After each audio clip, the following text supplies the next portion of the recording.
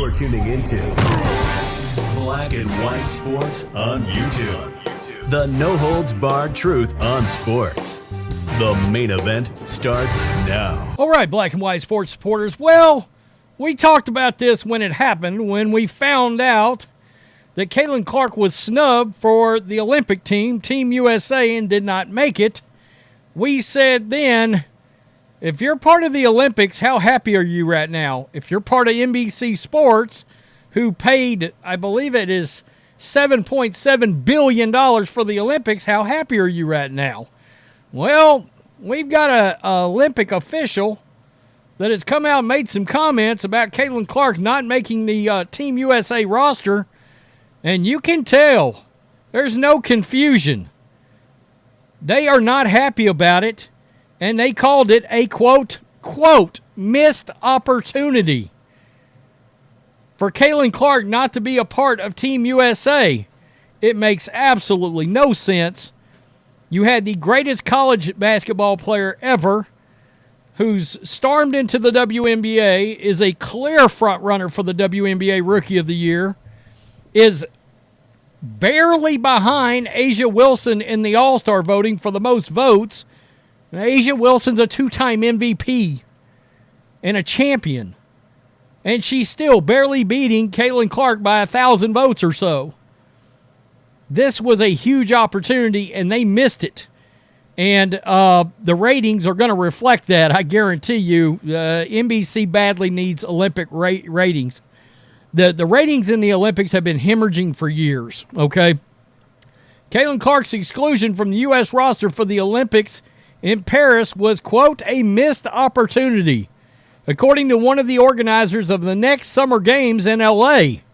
Casey Wasserman, the president of the 2028 Olympic Organizing Committee, said Saturday night at the U.S. swimming trials in Indianapolis that Caitlin Clark is, quote, a missed opportunity because clearly she is a generational talent at a time when the world was ready for it, according to USA Today.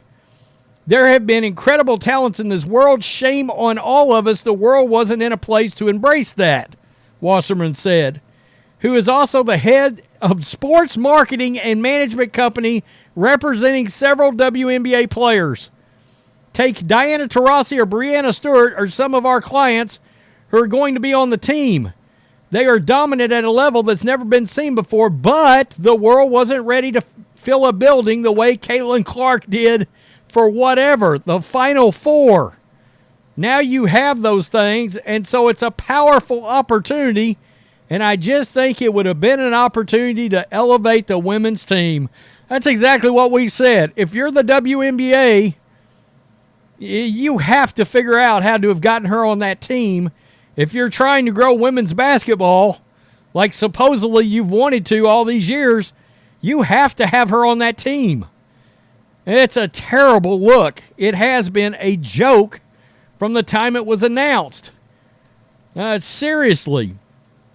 Quote, I understand both sides of the issue, Wasserman added, purely as an opportunity to showcase a generational talent to the world, clearly. But I totally get both sides. If it were simple, we wouldn't be debating it.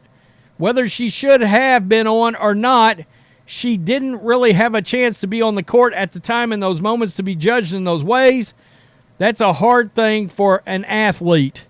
I mean, wow. It's seriously a missed opportunity. Wasserman knows the 22-year-old obviously will have plenty of opportunities to represent her country, especially 4 years from now. Quote, I understand. I certainly hope she'll be at the 2028 Olympics. So does everybody else. She's a great star, and the future of American basketball is bright. By the way, an article came out. She is more popular than Patrick Mahomes in this country right now. The only two athletes that were barely ahead of her in, I guess, sports influence or sports popularity or however they talked about that was LeBron James and Steph Curry. And that were the only two, and she was really close behind. In fact, when I was looking at the numbers, she was like, as far as the perception from men that watch sports, she was right there with LeBron and Steph. It was the women that seemed to have an issue with Caitlin Clark. I don't get it. I don't get it. So I found this front office sports. NBC cannot be happy over Caitlin Clark's snub from the Olympic team. Lisa Leslie, the four-time Olympic gold medalist, had an intriguing comment when asked about Caitlin Clark, whether she belongs on the U.S. women's basketball team in Paris. Quote, she better be on the Olympic team. The three-time former WNBA MVP told ESPN's Ramona Shelburne in April, we should not leave the country without her. She's a bona fide baller. There's no doubt she's already one of the best players in the world. One party who was not listening was USA Basketball, which left Clark off Team USA's 12-woman roster. Olympic Player Selection Committee are generally rigidly focused on creating the best teams, not winning the TV ratings debate. That was, of course, the absurd comments from Jennifer Rosati, who is part of the Connecticut Sun. It wasn't in the purview of the committee. You remember that bullshit? It was bullshit. But here it is, right here. But the Olympics is still a television show. No matter where you come down on this argument, omitting Clark is objectively bad for NBC Sports, which is paying $7.7 billion to the International Olympic Committee, the IOC, to televise Olympic Games through 2032.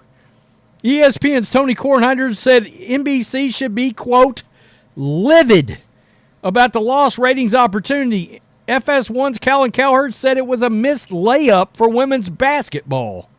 Life gives you few big waves, and when you do, you grab the surfboard. And it goes on to talk about all of the ratings involving the Olympics and what we've talked about with Caitlin Clark's ratings. Seriously, the Olympics needs a rating boost. 2021's Tokyo Olympics were the least watched primetime Olympics on record, summer or winter. NBC's coverage averaged 15.6 million viewers per night, well below the previous low of 19.8 million of the 2018 Winter Games. The IOC sale of broadcast and marketing rights plus revenue streams generated $7.6 billion from 17 to 2021, but TV and sponsors have zero input into player selection by national teams. I mean, you wouldn't expect that they would have direct input, but I mean, you can certainly see from a business standpoint, she's breaking records. She's now, her WNBA regular season games are now outdrawing the average of NBA games on, for example, NBA TV. I just did that video yesterday. Wow. And there was an Olympic official right there telling you, we missed an opportunity here. No shit. Tell us something we don't know. It is utterly ridiculous that she is not on this team. Not only that, again, for all the, well, she's not one of the best players to be on there. Again, go do your research, look it up. There's a graphic that's going around that tells you exactly how many categories she's beating several people that made the team. I mean, let's be honest. They put Diana Taurasi's dinosaur ass on that team as more like a Lifetime Achievement Award. I mean, she could go out there with a walker like that creepy old man from Family Guy. That's about what she's doing right now. Caitlin's beating her in multiple offensive categories right now. It's ridiculous, including assists and rebounding. And she's like afraid she could have a big game today and be ahead of her in points scored. That's how close they are right now. And it's ridiculous. Tell me what you think. Peace. I'm out. Till next time. Thanks for watching the show. Be sure to like, comment, and subscribe. Be sure to tune in next time on Black and White Sports.